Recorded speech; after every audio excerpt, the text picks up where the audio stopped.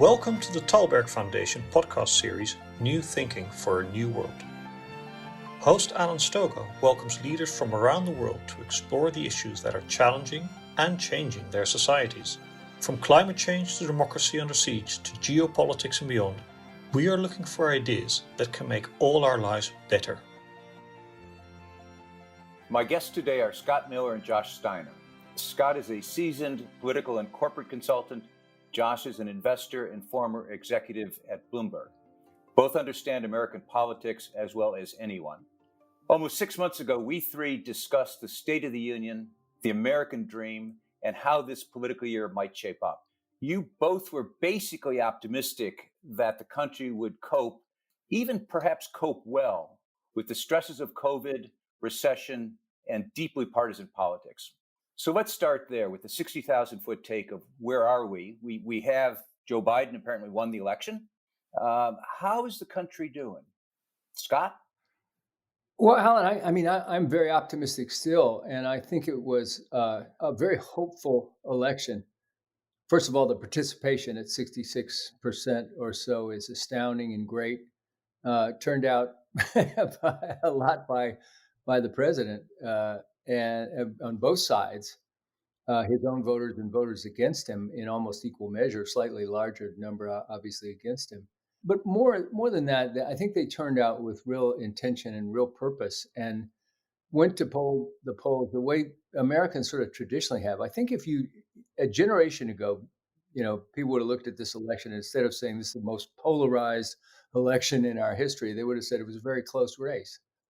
Still, I'm very optimistic and really heartened by the election. As you know, I'm a Trump supporter. I supported him in 2016, voted for him in 2020, but I had a raging case of Trump fatigue myself. And so it was not a great, I was not that sorry to see the outcome. And I think the country needed it. I think it simply needed, someone asked me to talk on the other day on the Trump effect. And I said, well, the Trump effect is still going on because I think Joe Biden is part of the Trump effect. I think if you have, a fever and the shakes and St. Vitus dance for 4 years, you kind of need that slow down, drink lots of water, rest up. And I think that's what Joe represents. I think the participation was great, 66% of American voters. That was terrific. I think the turnout was great. And I think the American people do what they do so well, which is they're fairly sophisticated about voting, I believe. And I've never seen them make a mistake given the choices allowed and they presented to them and the information they got. But in this election, I think they intended to return a Republican Senate as a kind of shock collar to make sure that Joe doesn't pull too far to the left. I think they refuted group labeling in Texas and Florida, and I'm glad of that. I think they somewhat refuted woke politics and injected some new blood and interesting new blood into the Republican House. And I wasn't sorry to see Nancy Pelosi get, just refuted a bit.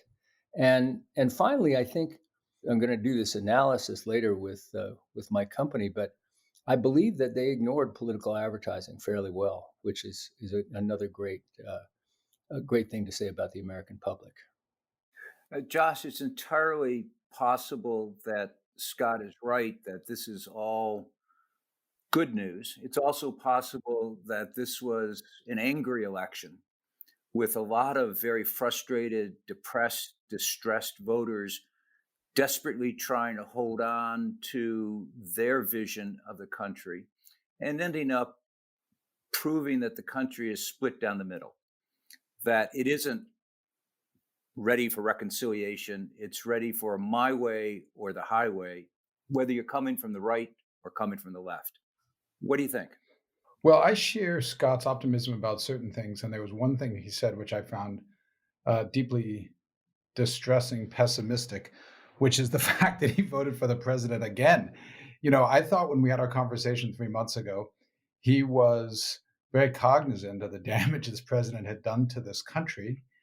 I think he was cognizant of how inept this administration had been about a pandemic that's killed 230,000 plus people.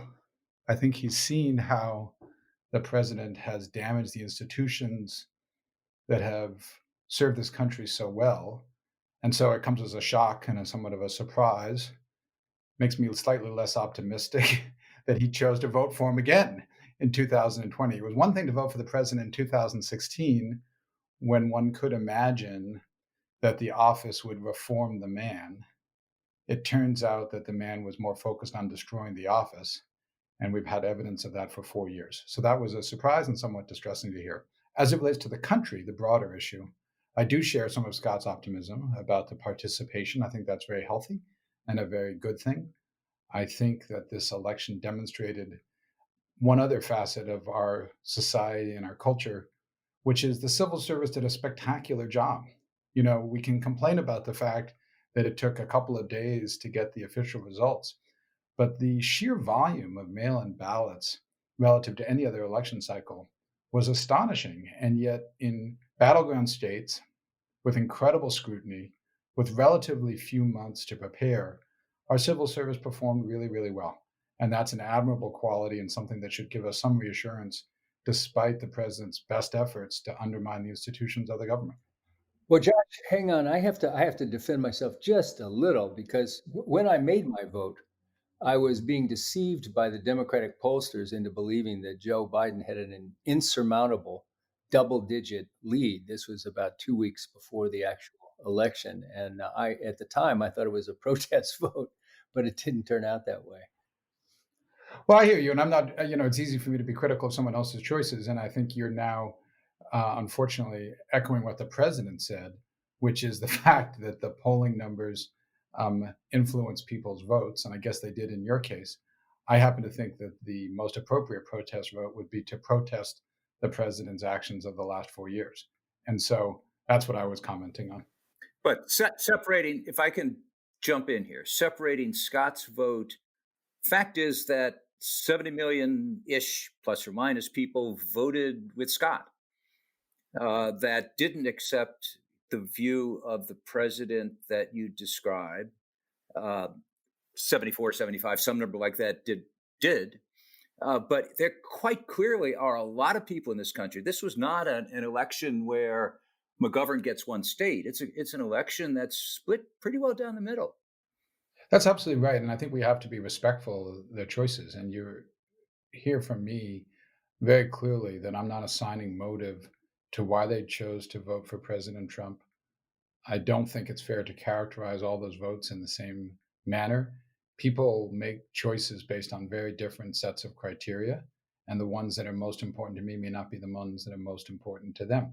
I think my focus on it, and it's something which I know Scott and I share, is that the form of government matters, and these institutions that we built up over many years matter. And it's quite conceivable I prioritize those more highly than other people do. And there's certain aspects of the president's policies which I understand appeal to people in ways that they don't necessarily appeal to me, or that I prioritize those much less highly than other people do. So my comment was not about whether people made informed choices. My comment was not about the motivations that drove them to make those choices, because I think people do prioritize different things. I happen to think that this vote was extraordinarily important in terms of reestablishing the norms that have been the traditions of the office of the presidency for many, many decades.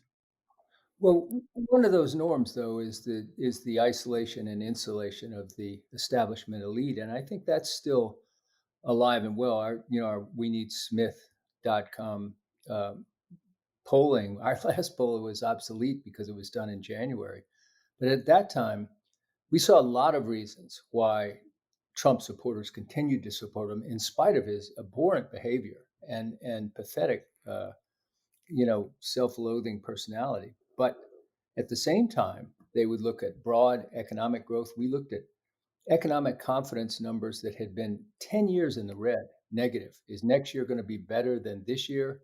For 10 years, it was lagging by 15, 20 points. Will your kids do better than you've done? For 10 years, that was 15, 20 points in the negative.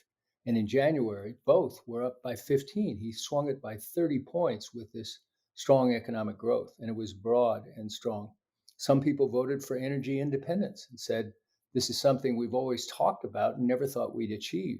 Some people felt that, that the Middle East moves that he has made, partly to take the Palestinian issue off the table for a moment and begin to build coalitions towards peace. So I think there were, support for the military. There were all sorts of issues that helped various groups. I agree with you, Josh, that it's not, you can't just paint all Trump supporters in one way, or even Biden supporters either. But it was a tough race. I must say, if you look at the turnout and the vote over time, from the time the campaign began, Joe began this campaign as he has begun every campaign in his political life, which is with the highest numbers at the very beginning of the campaign when he announces. He began to slowly a glide path down toward a 50-50, where I do believe he was up by 15 points, by 10 points, by 8 points, and going down. But I think there was, this wasn't an ebullient Democratic electorate. Totally, this was not Barack Obama. It's Joe Biden. I mean, so I think there was some lack of enthusiasm there too. So the question is the consequence. We will somehow get from here to there, that is to say, the inauguration. The lawyers will make a bit of money in the process, and I'm sure we'll see some protests hither and yon. But I'm also sure that President Biden will take office. What are the consequences, do you think, of the nature of the campaign, the nature of President Trump, the nature of the real sharp debate, the extremes that have been so evident in recent weeks? Well, I think the vice president and the president-elect did a nice job the other night when he began to talk about how the nation needs to heal. And I think he is, by temperament and by history, someone who cares deeply about both the nation and the institutions of government. He has spent his entire career working in furtherance of those institutions. And I think he believes that they can be a powerful source of good. So his job now over the transition, and he's starting obviously with the most serious problem that we face in the form of addressing the pandemic, is to help the American people change their perception of what the federal government can do relative to the past 8 months. With good reason, I think Americans doubt whether, in fact, the government can play an effective job in addressing on a national level this serious pandemic. The response out of Washington has been so episodic and so irrational by this administration that people have reason to doubt it. So the fact that he's taking that on first, I think, will be important to reestablishing a sense of trust that the government actually can help and can serve, as it has throughout most national crises in the past. That's on his side. And then on the side of the president, President Trump has to decide. One of the greatest traditions in our country is that transfer of power, that image of the two presidents on the balcony of the Capitol as they go out and recognize that the peaceful transfer of power is the hallmark of our democracy. I'm quite sure the president-elect is going to be there. I'm quite sure the president-elect is going to talk about healing. But in this particular institution, this particular transition, it takes two to tango. And I think the Republicans have to decide whether they're more fearful of President Trump or they're more fearful of undermining one of the greatest traditions in our country. And to date, at least, unfortunately, a number of them have chosen to back President Trump as opposed to care deeply about this institution. Scott, do you think President Trump is going to show up for the inauguration of Joe Biden? Yeah, I do. But I only think so because he's going to be caring a lot about preserving his brand and going forward. I think he'll come to that determination. I think the support you're hearing from other Republicans, which is pretty thin right now, is simply saying we need to really, on behalf of those 70 million people who cast their votes for Trump, to say, know that there was no, undue corruption or defrauding of the voting. And I think that'll be discovered rather quickly. Everyone that I've heard from says, you're going to turn up 20 votes here and 100 votes there, and it's going to be nothing. But going through the process, I think that's what those Republicans are talking about, and I think he's going to find himself very, very alone in the bunker, as this happened toward the end. And I think he's not an idiot, and I think he'll know that to preserve his brand, he needs to show grace and civility. And I honestly, Josh, I think he will. And I agree with you very strongly. I think the American people are completely exhausted on both sides, and I think I do see less division than many people do. I think of an analogy of kids in their bedroom upstairs listening to their parents fight it out in the kitchen, and then they're throwing things and expletives and breaking things, and the kids pull the covers up, but then they want to go out the window. And I think that's the way our exhausted majority of Americans are right now. I think they really need a rest. And I think that's what President-elect Biden promises. He's a good man, like you said, Josh. I've known him. I've worked with him. I opposed him, but I see his strong points, and I hope that he's able to use those. As he says, his motto is results, not revolution, and I think that's exactly what we need now. And I think you're right about COVID-19. That's a great start, because it was, as much as anything, a metaphor or a way of understanding perspective, a point of view on how to understand leadership. And I think the American people were not satisfied with the leadership that they got. There is obviously a progressive wing in the Democratic Party. Some could say there's a radical wing in the Democratic Party. The president-elect has very narrow margins in the Congress. How influential, Josh, do you think the left of the Democratic Party is going to be? So I think we should be careful labeling, because I think, unfortunately, that does exacerbate the problem that Scott was describing, and the one that you were describing as well, Alan. It's really tempting to assign labels to different groups within the different parties. What's interesting is, I think one of the things this election showed, and we've heard it before, is there is some alignment between what you might describe as the more progressive wings of the Democratic Party and certain elements of the Republican Party. I don't happen to think that's aligned with what a Republican-controlled Senate would do, however. So if you take something like the wealth tax actually polls quite highly across both parties, because I think both parties are concerned about income inequality and have real reservations about how that's been exacerbated over the last 20 years. That's not a policy I happen to support, the wealth tax, but the fact that you do find support for it across both parties suggests to you that some of the labels that we've traditionally used to characterize different parts of the party may be a little bit less relevant than which elements of commonality they share from a policy perspective. As it relates to the Democratic Party itself, I think that the more progressive parts of the party are going to be pushing hard, and they should. They've been important voices for change. They've been important voices on the environment. They are clearly, as they should be, focused on the questions of income inequality. This isn't a question of whether people within the Democratic Party differ on the objectives. There are maybe some differences about the most effective ways of addressing them. Well, I think it's compelling from at least Alexandria Ocasio-Cortez. She's presented ideas, and among the ideas she's presented is that the Democratic Party has been incompetent in running elections, and that's a fair one too. So have the Republicans. She didn't mention that, but that's true too.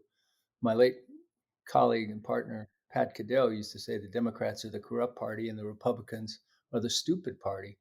And I think both of them have to come to a reckoning with new ideas. The old ones are not working. The way they run campaigns is not working. Look at the amount of money that was wasted on both sides. Probably $1 billion flushed that had no effect. $109 million trying to get Lindsey Graham out of office. And as I said, I believe the voters were determined to keep a Republican majority, even though they were determined to put Joe Biden in the White House. $100 million spent on House races by the Democrats, and again, a net loss there. So those things are kind of heartening to me, because I think when we look at the things that need to be change, obviously our reliance on this campaign system of spending money has to be changed and addressed, and campaign funding has to be addressed. All those things. Polling has to be addressed simply by saying, let's ignore it and use it in much smarter ways. So I think there need to be new ideas, and I agree with Josh that I think they do come from both ends of the spectrum, and have to be. That's what democracy is about. But let me push on both of you, because it's hard to look at the makeup of this incoming Congress, or perhaps the incoming administration, and expect great change in the first 100 days or the first 2 years. We have essentially a hung Congress. We have a very competent, very experienced president, probably has to resort to executive power to execute anything. Given that the Congress, our experience with divided Congress in the recent past, and Scott, you said this at the start, you think people want a divided Congress, want paralysis. New ideas are one thing, but how do they get from ideas to action in this political space? Josh, what do you think?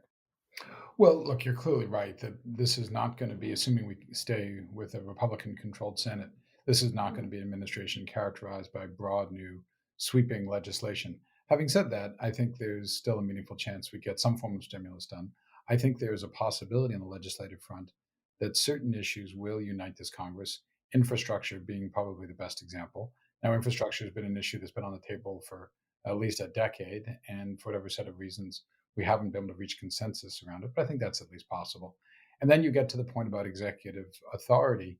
And I think that's going to be very important. And I think it has to be. But if you take something which is at the top of the priority list for Democrats of all stripes, I think for many Republicans as well, which is climate change, there are a whole series of actions that can be undertaken through the EPA and by executive order, which would have a meaningful impact on how this country addresses this really unbelievably important issue. And the president-elect has already said that it's one of his 4 largest priorities.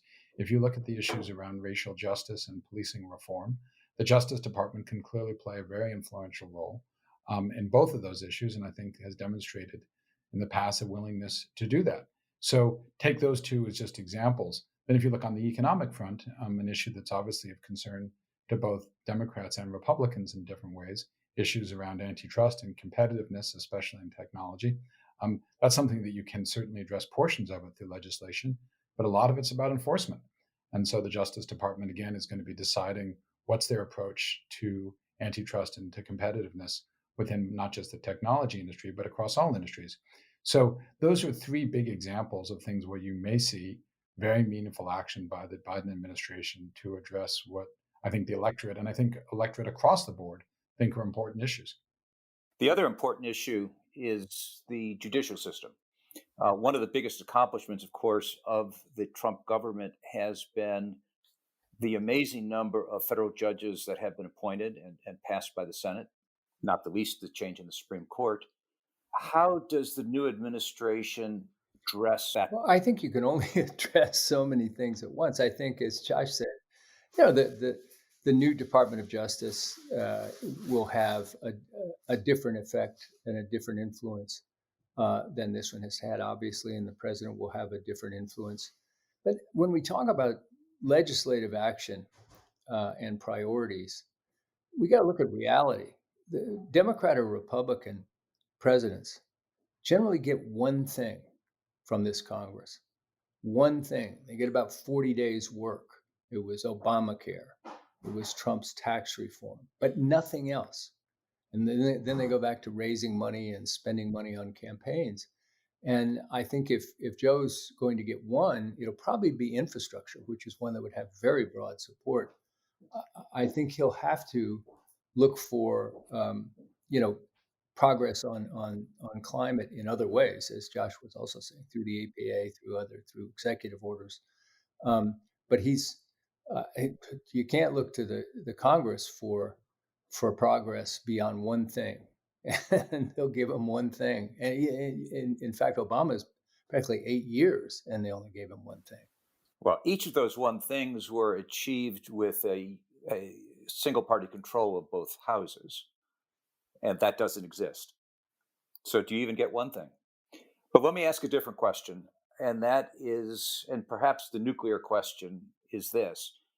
One can imagine, and one has heard all sorts of rumors about potential criminal and civil cases to be brought against President Trump. Obviously, some of those have been percolating along in New York and elsewhere for some time. Is there a circumstance where President Biden may have to think about whether or not he pardons President Trump? I'll let the Trump supporter answer that question, Scott.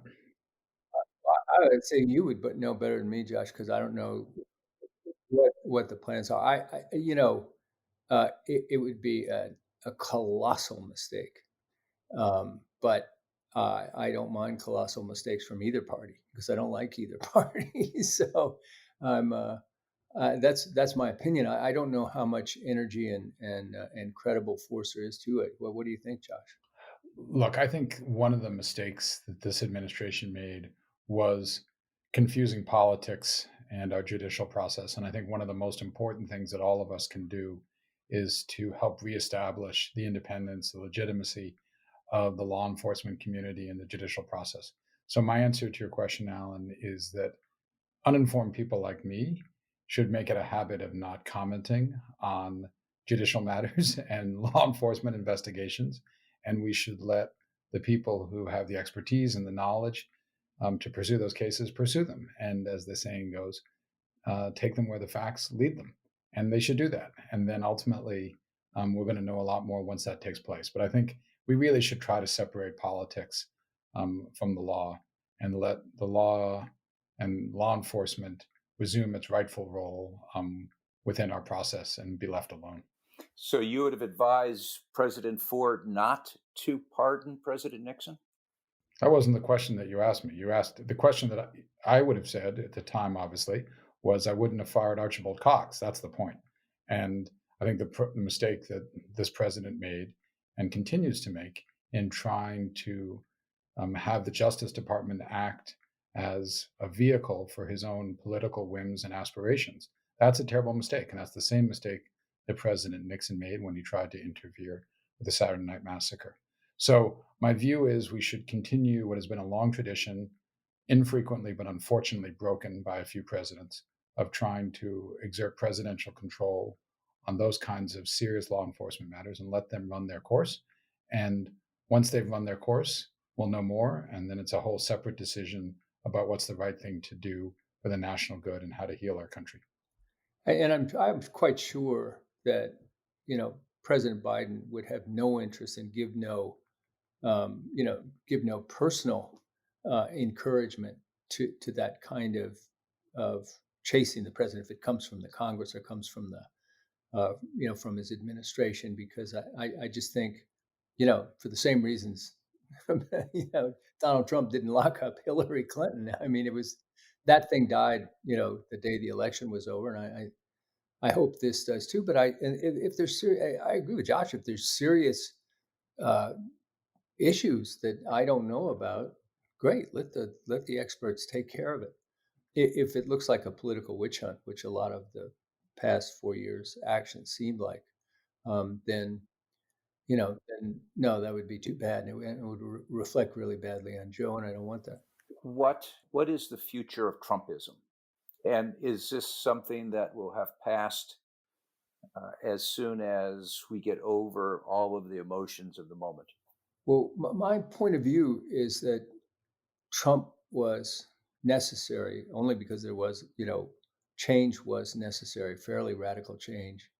And a huge number of the American people, a huge percentage of the American people needed to believe that somebody was taking on the elite establishment. By the way, I'm not sure he did. He certainly bothered them, but I don't think he really made a great deal of progress. So I think Trumpism will fade, but I think that some of it, nationalism, some of the nationalistic policies that he had, populism, some of those issues will go forward. Look, this is this past President Trump, if we're going to speak of him in the past tense. He's the first anti-war president in my lifetime.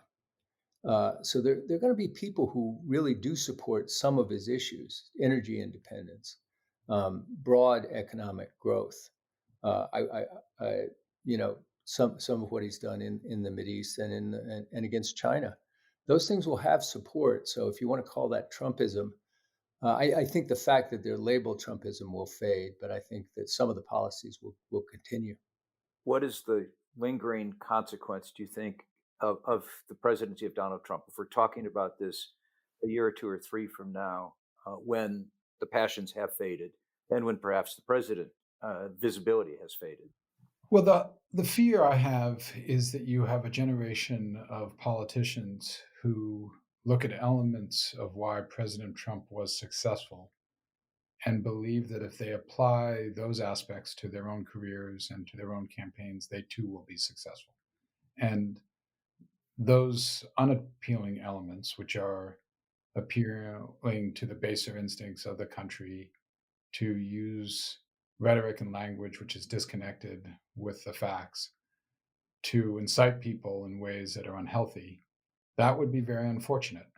If, to Scott's point, the lesson is that we need to take a more expansive view of the issues of concern to the country, if we need to rethink certain conventional wisdoms which may not have served us well domestically or internationally as well as before, that's a source of potential optimism to expand our view of the art of the possible. And the Abraham Accords probably are the best example of that, certainly as it relates to foreign policy. I don't think that it's realistic to say that they succeeded because he ignored the interests of a two-state solution. I think it would have been possible to do both, but it is some sense of comfort that he was able to help rewrite the map of alliances within the Middle East. And we should recognize those things as successes when they occur. If in fact what happens, though, people take away only the populist, only the authoritarian messages of it, that will be a very unfortunate time for any politician who decides to pursue it. And if they are successful, unfortunate for our country writ large. Thank you. And thank you as well, Scott. I think this is a perfect point, which is it's possible to have these kinds of serious conversations without screaming at each other and using language that ought to be restricted to bars and football games, not civil society. And I appreciate both of your efforts, not just with us in these conversations, but in the rest of everything you do. So thank you very much. Thanks for having us. Thanks, Alan. Appreciate it. Thank you for listening to this episode of the New Thinking for a New World podcast.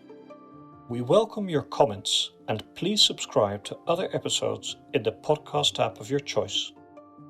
This podcast was made possible with the generous support of the Stavros Niarchos Foundation.